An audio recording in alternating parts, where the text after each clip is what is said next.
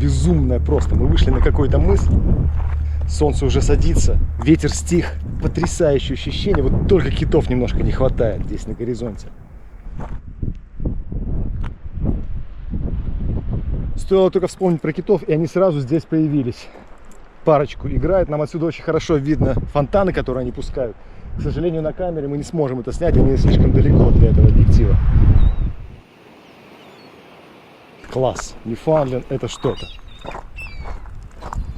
Я в восторге.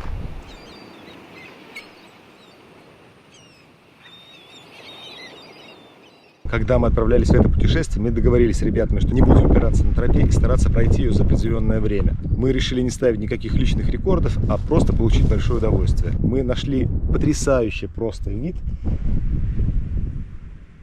Я даже не могу его описать. Это скалы, это, естественно, океан, который за нашей спиной. Интересный очень фьорд, весь изрезанный. И мы установили наши палатки и лежим на можжевельнике. А поскольку у меня не палатка, у меня тент, то еще этот запах.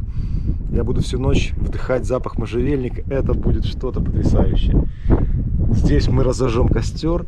Сейчас у нас закат солнца. Через час где-то оно скроется за горой и станет холодно. Мы будем греться у костра.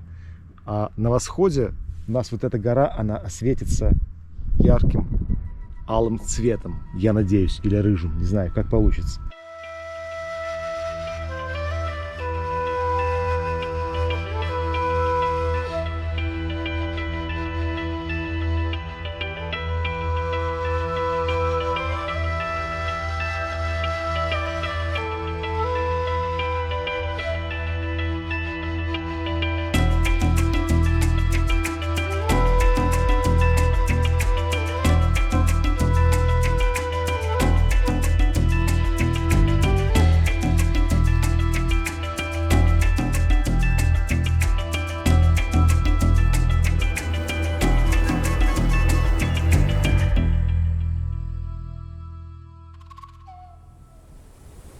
Мы наконец дошли до самой главной достопримечательности восточно-бережной тропы – гейзер Спаут. Пауза, ждем. И вот он появляется.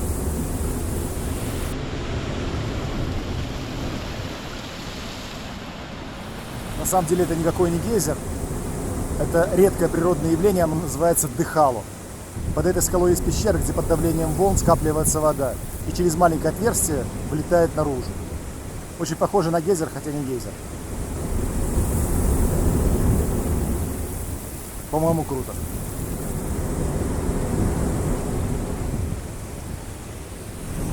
Очень хочу подобраться поближе, но страшно.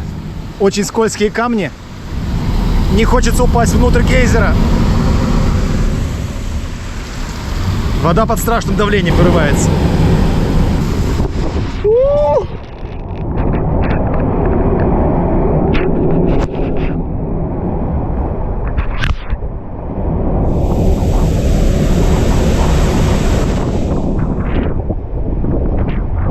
Пожалуй, хватит.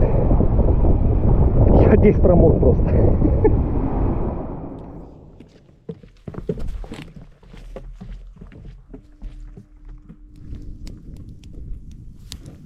Проходя по восточно-бережной тропе, то и дело натыкаешься на следы военных сооружений, относящихся ко Второй мировой войне, что вполне объяснимо. Я уже рассказывал о роли форпоста Северной Америки, который играл Ньюфаундленд на протяжении многих веков в военных конфликтах Старого и Нового Света. Вторая мировая не стала исключением. На территории острова были размещены военные базы вооруженных сил сразу 3 государств – США, Англии и Канады. Как известно, вермахт стремился к полной морской блокаде Великобритании, своего основного противника в начале войны. Отрезав страну от путей снабжения, немцы рассчитывали на ее быструю капитуляцию. Военная кампания за господство в Атлантическом океане получила название «Битва за Атлантику». Верфи Германии за время войны спустили на воду более 1000 подводных лодок, являвшихся основной ударной силой Кригсмарине, военно-морского флота нацистов. Используя тактику волчьей стаи, они нападали на конвой, выводя одновременно из строя как можно большее количество гражданских судов, чтобы корабли эскорта были заняты организацией спасательных работ и не могли преследовать субмарины. За время войны союзники потеряли в Атлантическом океане 3500 торговых и 175 военных кораблей. Обеспечение безопасности морских путей стало первоочередной задачей Лондона. Немалая роль в ней отводилась и острову Ньюфаундленд. Согласно стратегии, разработанной премьер-министром Великобритании Уинстоном Черчиллем, в мае 1941 в городе Сент-Джонс была организована совместная англо-канадская военно-морская база Ньюфаундленд Эскорт Форс, силы сопровождения Ньюфаундленда. На первых порах успех сил был незначителен. Но постепенно, наращивая вооружение и техническое оснащение судов, усиленные военно-воздушным флотом конвои стали более эффективны. Перелом в битве за Атлантику наступил в 1943. В этом году союзникам удалось потопить субмарин больше, чем смогла построить Германия. Теперь на каждый потопленный корабль немцы стали терять одну подводную лодку.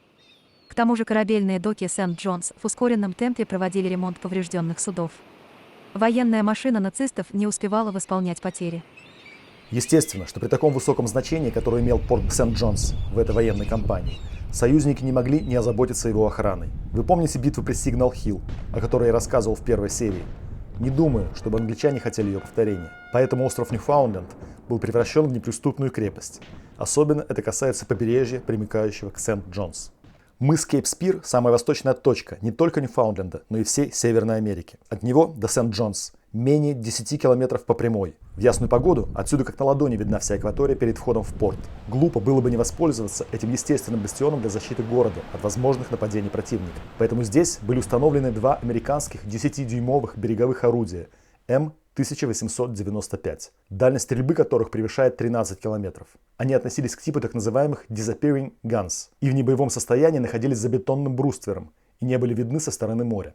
Мы поднялись на гору и нашли небольшую постройку. Это имитация береговой артиллерии. Эта постройка изображает собой огневую точку. Здесь даже стоял макет орудия для того, чтобы враги, предполагается, естественно, нацисты, которые приближаются к берегам Северной Америки, они раскрыли себя, пытаясь разбомбить вот эту конкретно точку. А настоящие береговые батареи выглядели вот так. Пойдем посмотрим. Для обслуживания этих дальнобойных, но неповоротливых орудий необходимо было большое количество солдат. Для их расквартирования были сооружены казармы, от которых к бункеру батареи вели специальные подземные ходы. В туннелях находились обширные комнаты, которые использовались как склады боеприпасов, а также как жилые и административные помещения. Сейчас здесь расположен интерактивный музей. Здесь вы можете почувствовать себя канадским артиллеристом середины прошлого века, находящимся на боевом дежурстве. А вообще у меня есть серьезное подозрение, что эту часть восточно-бережной тропы протоптали именно солдаты, бегавшие на побывку в ближайший город – Сент-Джонс.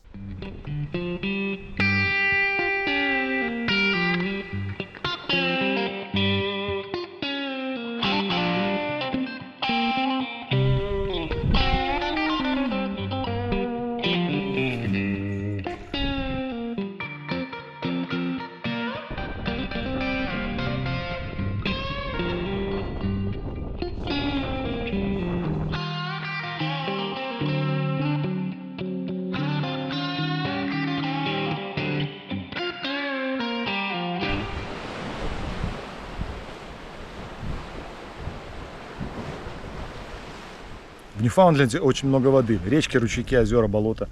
Поэтому умереть от жажды здесь трудно. Но тем не менее я бы очень советовал брать с собой специальные дезинфицирующие таблетки для воды, потому что она здесь часто очень сомнительного качества. Вот мы набрали только что бутылки, и она у нас как чай.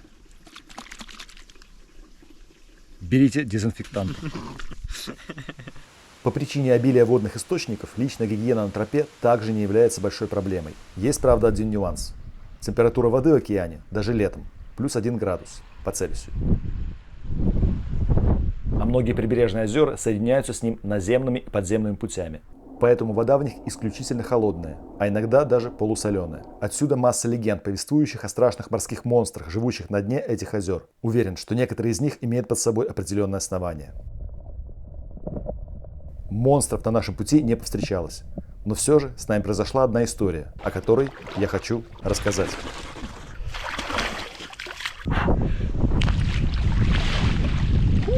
Мыла больше нету нигде? Все, гигиена закончена. Вы чистые! Вот так совершается гигиена в походе. По-моему, у нас прибывает вода.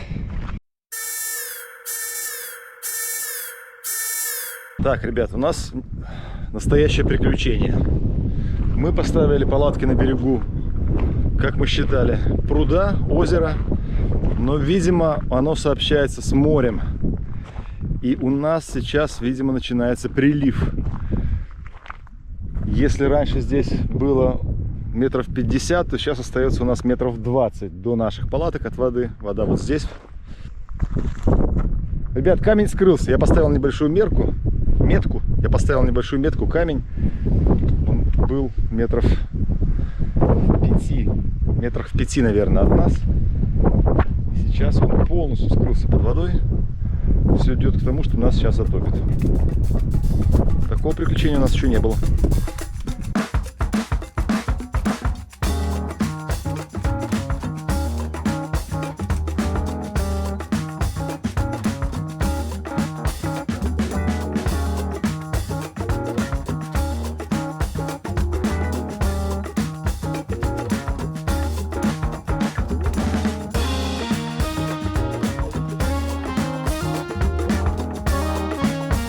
Мы переселяемся в спешном порядке, пытаемся выиграть хотя бы какое-то время, потому что вода наступает, а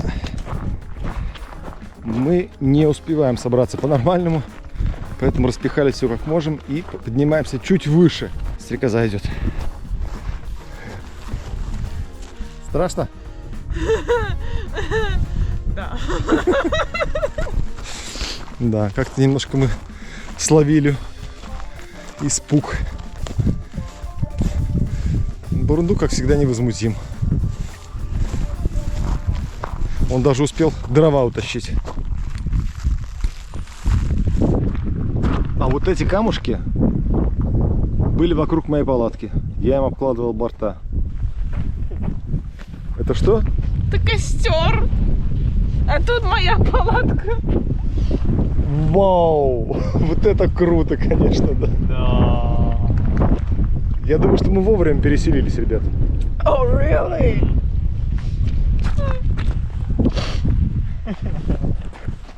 Я плохо плаваю. Не хочу плавать во сне, хочу спать. Ждем.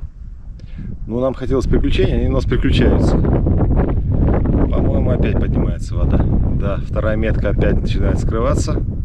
И вода подбирается к третьей. Такой был удачный пляж. Нам его рекомендовали, мы не сами его выбрали на самом деле. Нам сказали, что здесь очень хорошо остановиться, здесь будет очень красиво и уютно. Насчет красиво я согласен, насчет уютно большие вопросы.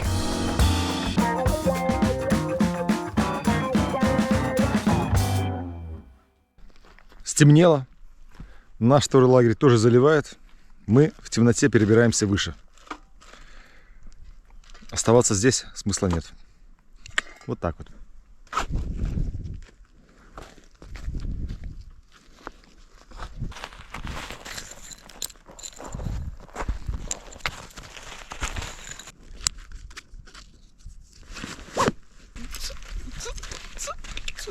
Холодная, да?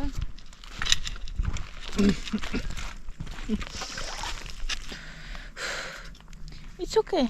It's okay. It's just просто холодно. Мне просто очень холодно. Мы умрем.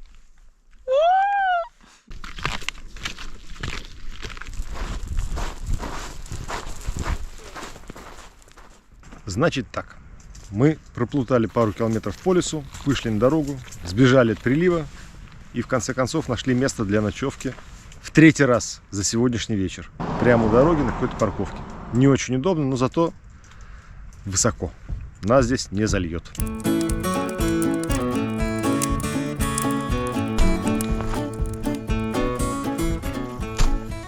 В следующей серии мы пройдем последние километры по восточно-бережной тропе. Как-то не просто нам дается последний переход. Посетим Berry Head Arch и подвесной мост Ла-Манш.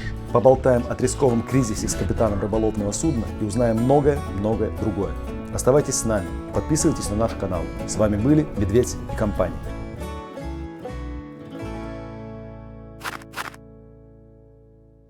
Так, готово? Смотрим в дырку. Всем привет, это Медведь и компания. И сегодня мы находимся на острове Ньюфаундленд.